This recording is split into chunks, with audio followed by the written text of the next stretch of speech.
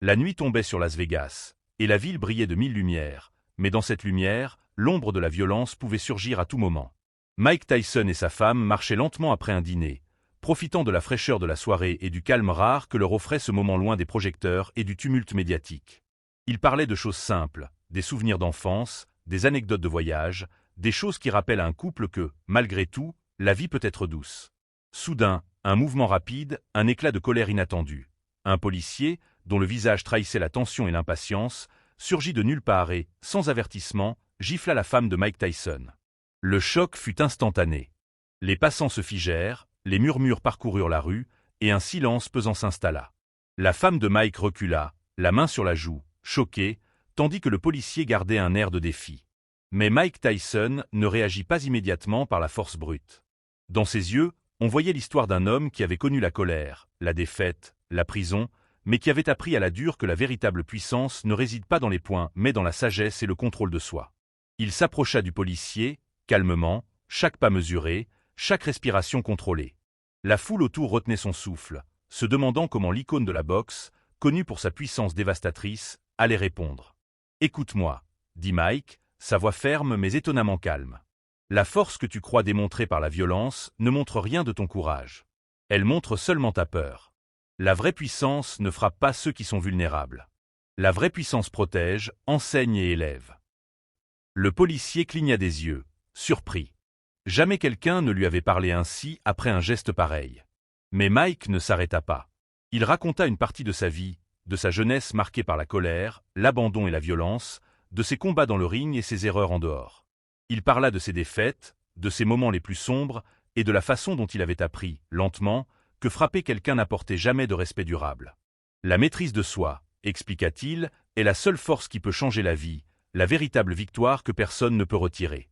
Chaque action a des conséquences, continua Mike, les yeux fixés sur le policier.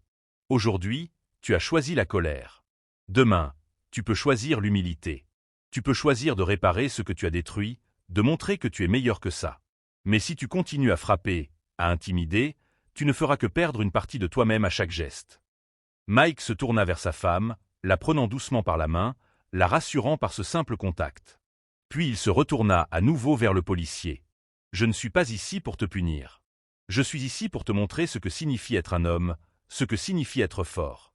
Les poings, la colère, la peur, ça ne construit rien.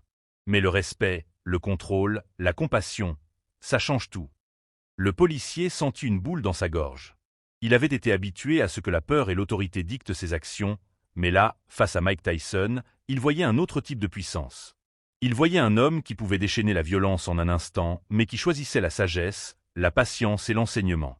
Pour la première fois, il comprit qu'il avait été faible, pas fort, et qu'il avait fait du tort à quelqu'un qui ne le méritait pas. Après un moment qui sembla durer une éternité, le policier baissa la tête et murmura un « Je suis désolé » à la femme de Mike. Ce n'était pas juste un mot, c'était le début d'une transformation intérieure. Mike Tyson hocha la tête, satisfait que le message ait été entendu. « C'est ça la vraie force, » dit-il doucement. « Savoir quand parler, quand corriger, quand montrer la voie. Tu as une chance de devenir meilleur. Ne la gâche pas. » La foule, qui avait assisté à toute la scène, resta silencieuse quelques instants, puis éclata en murmures admiratifs et en applaudissements timides. Ce qui aurait pu être un scandale public s'était transformé en une leçon de vie, en un moment de réflexion et d'inspiration.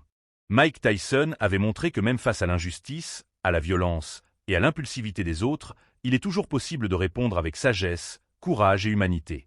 Alors qu'ils reprenaient leur chemin dans la nuit de Las Vegas, la lumière des néons semblait moins agressive et plus chaleureuse. Mike regarda sa femme et lui sourit. Elle sourit en retour, reconnaissante non seulement pour la protection, mais pour l'exemple de vie que son mari venait de donner à tous ceux qui avaient été témoins de la scène. Et dans le cœur de ce policier, une graine avait été plantée, celle de la maîtrise de soi, du respect et de la vraie force, celle qui ne s'achète pas et ne se démontre pas par la peur mais par la sagesse et le courage de changer. Cette nuit-là, Mike Tyson n'avait pas seulement défendu sa femme, il avait donné une leçon de vie à un homme et, indirectement, à tous ceux qui regardaient, montrant que la véritable puissance réside toujours dans la maîtrise de soi et dans le cœur.